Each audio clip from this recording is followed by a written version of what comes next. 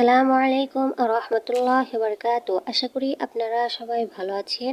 আল্লাহর অশেষ রহমতে আমিও ভালো আছি, আলহামদুলিল্লাহ। আমি আজকে আপনাদের সামনে একটি গুরুত্বপূর্ণ ব্যাখ্যা নিয়ে এসেছি। আশা করি শেষ পর্যন্ত শুনে যাবেন, দেখে যাবেন। স্বপ্নের ব্যাখ্যাটি হলো স্বপ্নে আল্লাহ তাআলাকে দেখার ব্যাখ্যা।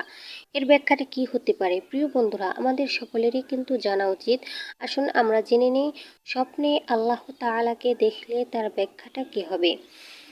ব্যাখ্যাটি হলো, স্বপ্নে কোনো ব্যক্তি উত্তম অবস্থায় আল্লাহ তাআলার দর্শন লাভে ধন্য হলে এটা তার জন্য সুসংবাদ, আনন্দ ও সাফল্য হাসিলের নিদর্শন বিশেষ। কিয়ামতের ময়দানে এই অবস্থায় আল্লাহর সাক্ষাৎ লাভে সে ধন্য হবে। অধিকন্ত পার্থিব জীবনে তার যাবতীয় নেক আমল কবুল হওয়ার দলিল সাব্যস্ত হবে। এ পর্যায়ে আল্লাহ তাআলাকে সে যদি তৃপ্ত নজরে দেখতে পায়, তাহলে পার্থিব জীবনে তার যথাযথ মূল্যায়ন হবে, মানমর্যাদা বৃদ্ধি পাবে, উপরন্তু সে জান্নাতে প্রবেশ করবে। এক ব্যক্তি স্বপ্নে দেখল মহান আল্লাহ তাআলা তাকে কোনো পার্থিব জিনিস দান করছে।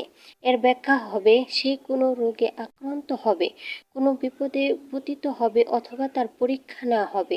পরিণামে যার প্রতিদান এত অধিক পরিমাণে তাকে দেওয়া হবে যে পরিশেষে সে লোক জান্নাতে প্রবেশ করবে। এক ব্যক্তি আল্লাহ তাআলাকে কোনো নির্দিষ্ট জায়গায় অবতরণ করতে দেখল। এর ব্যাখ্যা হবে, সে স্থানের বাসিন্দাদের আনন্দ, কল্যাণ ও সফলতা নসিব হবে। কোনো ব্যক্তি স্বপ্ন দেখে যে আল্লাহ পাক তার সাথে এমন কথা বলছেন যার মাঝে হুমকি ধুমকি, নিষেধাজ্ঞা ও ওয়াদা অঙ্গীকার রয়েছে, তাহলে এর ব্যাখ্যা হবে সে গুনাহগার এবং যে কাজে লিপ্ত আছে সেগুলো ছেড়ে দেওয়া উচিত। যদি কোনো ব্যক্তি স্বপ্নে দেখে আল্লাহ পাক স্বয়ং তার বিছানায় উপস্থিত হয়ে তাকে মোবারকবাদ জানাচ্ছেন, তাহলে এর ব্যাখ্যা হবে আল্লাহ পক্ষ থেকে তার প্রতি রহমত বর্ষিত হবে এবং সে বুজুর্গি প্রাপ্ত হবে। কেননা এই জাতীয় স্বপ্ন দেখার ভাগ্য কেবল নেককার পরহেজগার লোকদেরই হয়। কেউ যদি আল্লাহ তাআলাকে দেখতে পায় যে তার ছবি বানানো হয়েছে, অথবা আল্লাহকে দেখছে বলে নিজের কল্পনায় আসে, কিংবা আল্লাহর অনুরূপ অন্য কাউকে দেখতে পায়, এমত অবস্থায় এর তাবির হলো, এহেন স্বপ্ন দ্রষ্টা লোকটি অচিরে মিথ্যাবাদী, আল্লাহর প্রতি অপবাদ আরোপকারী এবং আচার আচরণে বেদাতের অনুসরণকারী প্রতিপন্ন হবে। কাজে অতি শীঘ্রই তার তওবা ইস্তেগফারে আত্মনিয়োগ করা দরকার।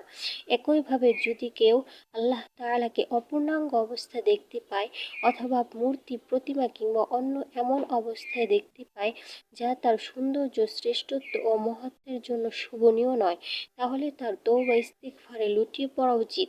কেননা আল্লাহ তাআলা সকল ত্রুটি ও অপূর্ণতা থেকে সম্পূর্ণরূপে পবিত্র।